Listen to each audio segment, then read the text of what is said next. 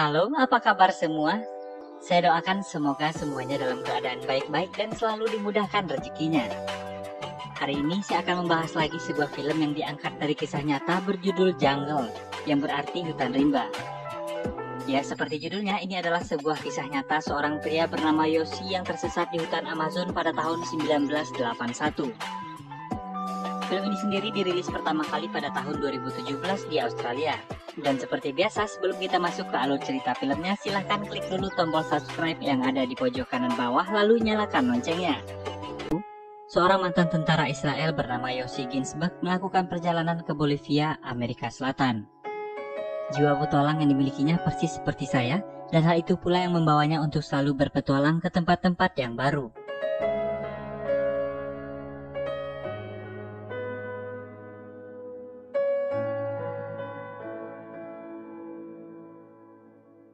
Di perjalanan dalam sebuah kapal, Yoshi bertemu dengan Marcus Stem, seorang guru sekolah yang hampir aja ketinggalan.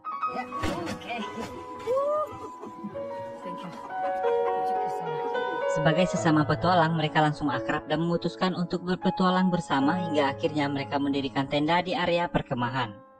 Saat berkeliling pasar, Marcus bertemu teman lamanya Kevin Gale yang merupakan seorang pendaki dan fotografer. Hey, this is my friend, Yoshi Ginsberg. Hey man, Kevin Gale. Hey, good to meet you. Yeah, good to meet you too. Dan diketahui ternyata Kevin adalah pendaki yang telah berhasil mendaki semua gunung yang ada di Amerika Selatan. Kemudian Yoshi berkenalan dengan seorang wanita dan mereka minum-minum di perkemahan dan tertidur.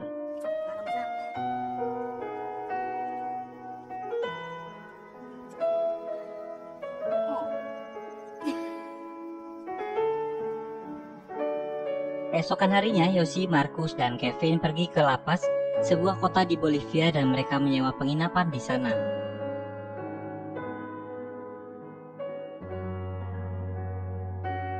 Ketika Yoshi sedang berjalan di pasar, Yoshi disapa oleh orang asing dari Austria bernama Karl Ruppecher, lalu mereka mulai berbincang dan menceritakan pengalamannya. Karl bercerita dia pernah bertemu suku pedalaman, mendulang emas dan menikmati keindahan pedalaman hutan Amazon. Hal itu dibuktikannya dengan menunjukkan foto-fotonya saat ekspedisi. Karl mengajak Yoshi untuk mencari suku Torongonas, suku yang memiliki harta karun tersembunyi. Mendengar hal tersebut, Yoshi menjadi semakin bersemangat. Dia mengajak teman-temannya untuk bergabung. Mereka hanya diminta $50 per orang untuk bekal di perjalanan. Selanjutnya, mereka dijanjikan bongkahan emas oleh Karl untuk dibawa pulang. Setelah menyiapkan perbekalan, kemudian mereka berangkat menggunakan pesawat menuju Madidi, Amazon. Sesampainya di tujuan, Yoshi, Marcus, Kevin, dan Karl memulai perjalanannya.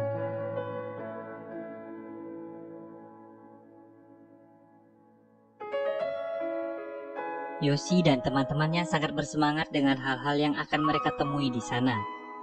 Malamnya mereka berkemah dan Karl menceritakan tentang suku primitif yang dulu ia temui.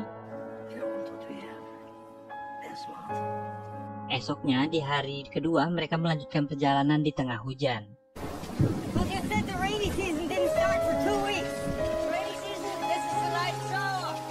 Pada hari ketiga, Marcus mulai kelelahan dan memperlambat gerak mereka.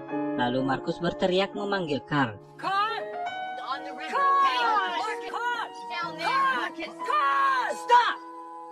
Hal itu membuat Kevin kesal. Dan tiba-tiba ada sesuatu yang bergerak di semak-semak. Dan ternyata itu adalah penduduk lokal yang sedang membawa ternaknya yang sangat besar. Akhirnya mereka bertemu lagi dengan Karl dan sampai di desa Asaryamas.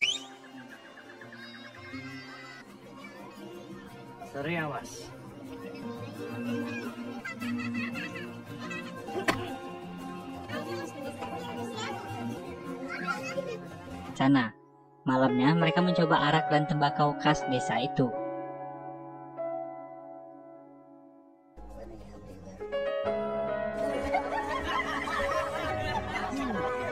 Esoknya di hari keempat, Marcus yang telah mengobati lukanya,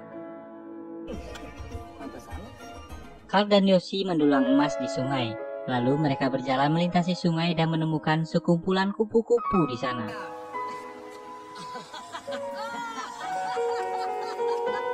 Mereka pun melanjutkan perjalanan ke dalam hutan. Perbekalan pun semakin menipis dan ketika itu mereka melihat seekor monyet di sana dan tiba-tiba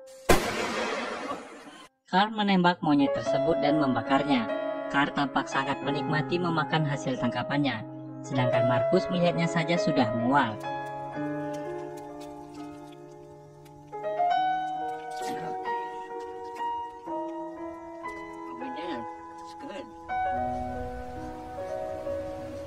Dan keesokan harinya di hari kelima, kondisi Markus semakin lemah yang menyebabkan mereka lebih sering beristirahat daripada berjalan.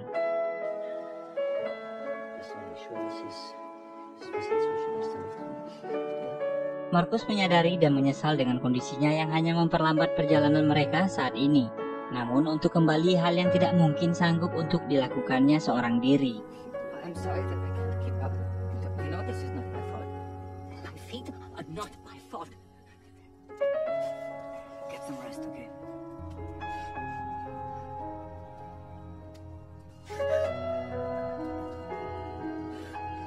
Di pagi harinya mereka berdiskusi bagaimana caranya agar Markus bisa berjalan tanpa memperlambat perjalanan mereka. Dan akhirnya mereka bersepakat untuk membuat rakit dan mengarungi sungai.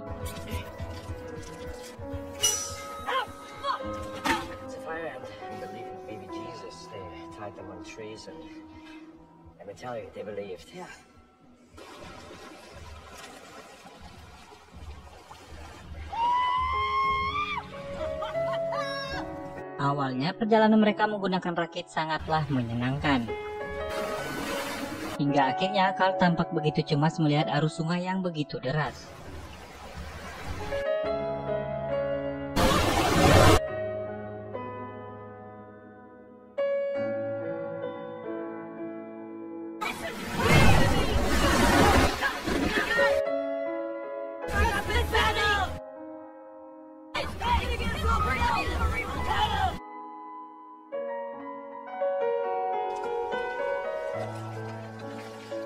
Karena emosi, kemudian Carl meninggalkan mereka di tepi sungai dan masuk ke dalam hutan untuk berburu. Did you see Carl on the raft? You know what I think? Carl can't swim. Kemudian, Yoshi pergi mencari Carl ke dalam hutan dan tiba-tiba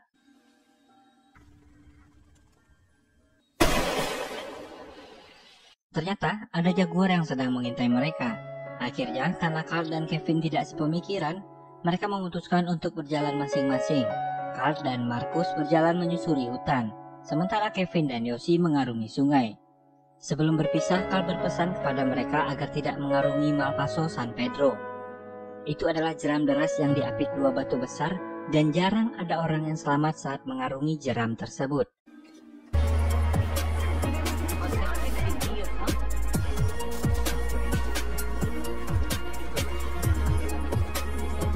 Mereka berpisah hari itu. Kevin dan Yoshi berangkat menyusuri sungai sementara Carl dan Markus masuk kembali ke dalam hutan. Dan ini adalah momen yang tak akan pernah dilupakan Yoshi dan Kevin karena Markus dan Carl tak pernah keluar dari hutan dan hingga saat ini mereka berdua tak pernah ditemukan. Oke, lanjut. Lalu sampailah mereka ke Malpaso San Pedro. Seperti yang dikatakan Carl sebelumnya, arusnya terlalu deras hingga mereka kesulitan untuk mengendalikan rakit.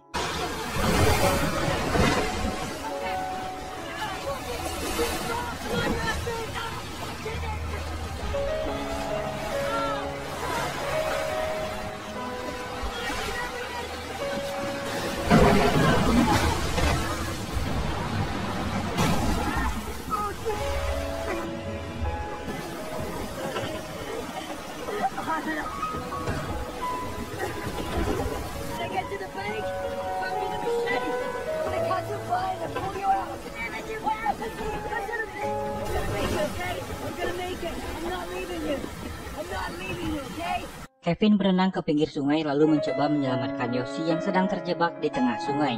Tapi sayang karena derasnya air, Yoshi pun hanyut dengan rakitnya yang hancur berantakan. Beruntung dia tersangkut di batu dan berhasil keluar dari arus.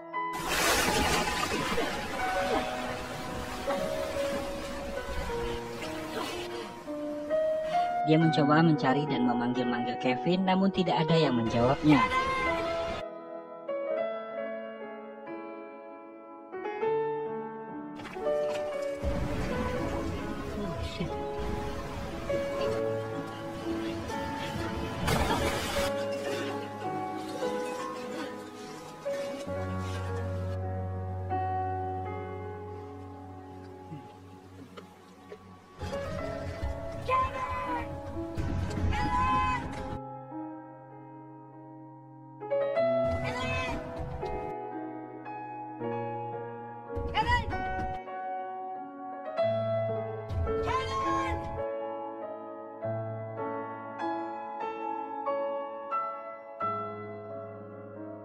Hingga sore hari dia tidak menemukan tanda-tanda keberadaan Kevin. Di hari ke-6, Yoshi memutuskan untuk melanjutkan perjalanannya. Di saat kondisi yang sudah lelah dengan perut yang lapar, akhirnya Yoshi menemukan buah-buahan. Tapi tiba-tiba,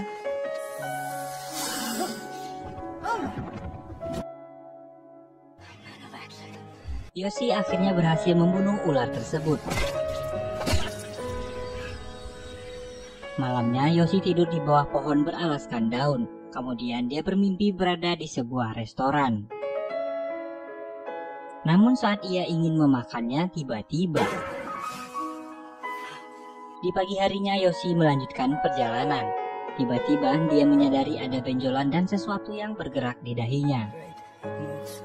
Singkat cerita, malam harinya Yoshi kembali beristirahat dan tak diduga dia melihat Markus. Namun saat dia menyalakan senter, Markus menghilang. Lalu Yoshi mendengar ada sesuatu yang bergerak di antara semak-semak. Dia melihat macan yang sedang mengintainya di semak-semak tersebut. Kemudian Yoshi menyalakan gas tabung untuk mengusir macan itu.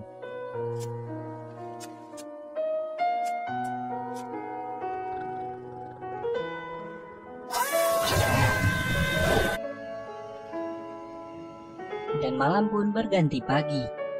Yoshi yang merasa tak nyaman kemudian mengoperasi benjolan di dahinya.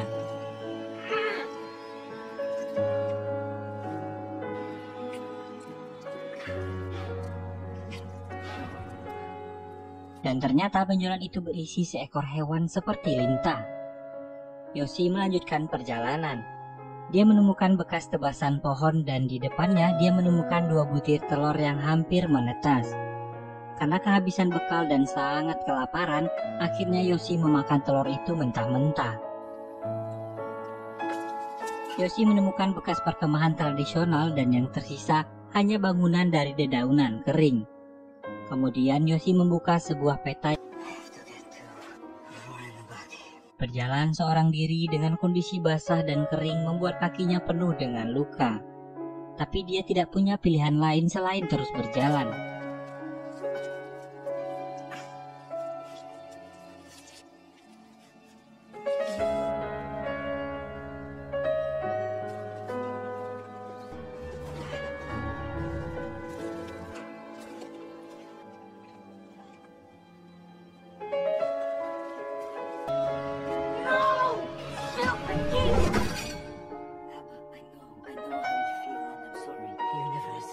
Law school. You will not see one shekel from me. It's only a year. Carl is dead. Stay on the river.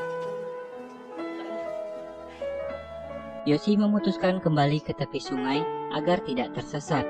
Sedangkan di tempat lain, Kevin ternyata masih hidup dan diselamatkan oleh penduduk lokal dan kemudian membawanya ke daerah Rurena Baku.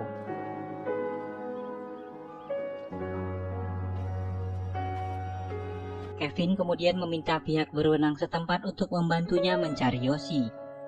Beralih ke Yoshi, samar-samar dia mendengar suara pesawat. Yoshi memberikan tanda dengan mengibarkan mantelnya. Namun Kevin tak melihat Yoshi dari atas pesawat karena pesawat terbang terlalu tinggi.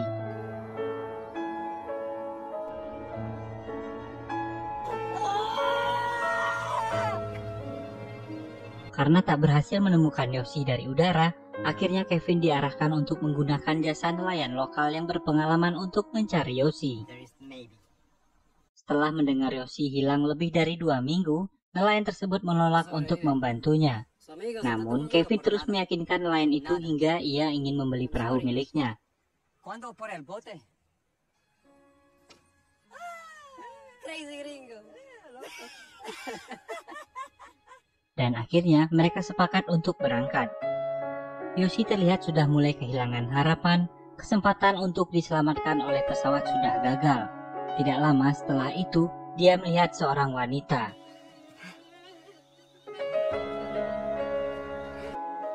It's good to see you. Ternyata itu adalah wanita suku setempat yang sedang menangis. Dia tampak ketakutan kepada Yoshi, tapi pada akhirnya mereka berteman tanpa mengerti bahasa satu sama lain. Sebelum tidur, dia menyentuh wanita tersebut untuk memastikan bahwa wanita itu benar-benar nyata. Keesokan harinya mereka mulai berjalan ke daerah Rurenabaku. Yoshi tampak sudah sangat kesusahan untuk berjalan, hingga dia menggunakan sebuah tongkat. Lalu mereka mulai tidak sepaham dan sering bertengkar. Kemudian Yoshi tampak depresi karena tak kunjung keluar dari hutan. Malamnya mereka tidur berdua.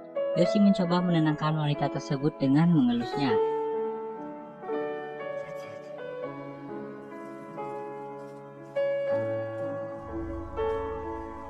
Di sini terlihat bahwa Yoshi sudah mulai berhalusinasi dan sangat depresi dengan keadaannya. Hari berikutnya, Yoshi terus berjalan. Dia mulai sulit membedakan antara halusinasi dan kenyataan.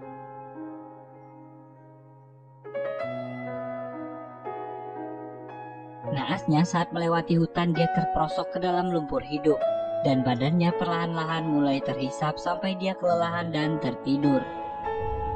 Saat terbangun Yoshi melihat daun dan mencoba meraihnya dan perlahan menariknya hingga dia bisa keluar dari lumpur tersebut.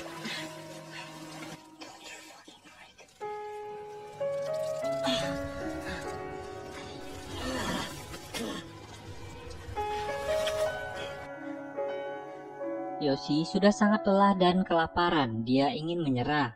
Namun tiba-tiba saja dia mendengar bisikan-bisikan kecil bahwa ia harus ke tepi sungai agar bisa ditemukan. Yoshi merangkak menuju pohon yang penuh dengan semut api. Lalu dia membuka bajunya dan menggoyangkan pohon tersebut agar semut menggigitnya.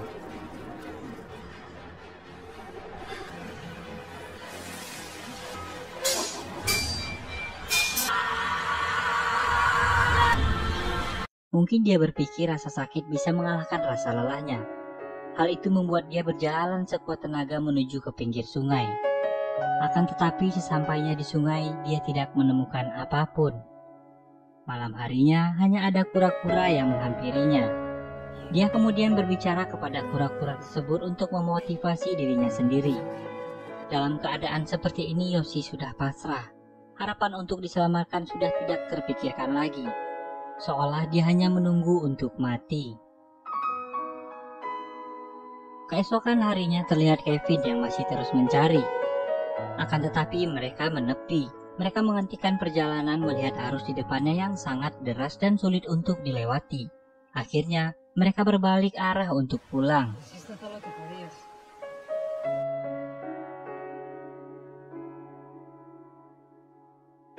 Tiba-tiba Yoshi terbangun dan melihat Kevin berada tepat di depannya. Yoshi merangkak ke arah Kevin. Yoshi sudah tidak sanggup untuk berteriak.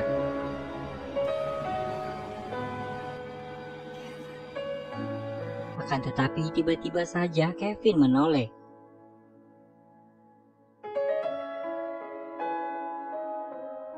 Dan bergegas kembali ke tepian dan memeluknya. Yoshi sudah sangat lemah dan tak sanggup berjalan lagi.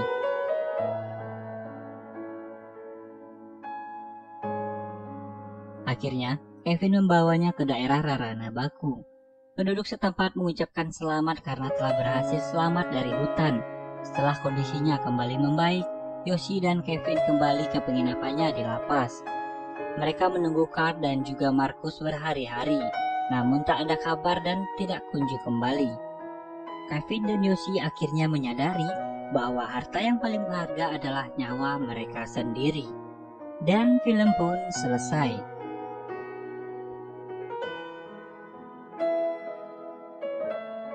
Dan berikut adalah foto Kevin, Yoshi, Marcus, dan Carl.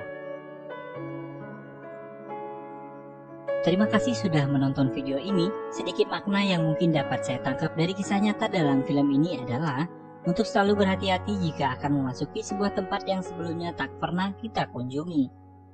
Ada baiknya kita membawa seseorang yang sudah mengenal daerah tersebut. Dan jika kamu tersesat di dalam hutan, pastikan kamu mencari arus sungai dan menyusurinya.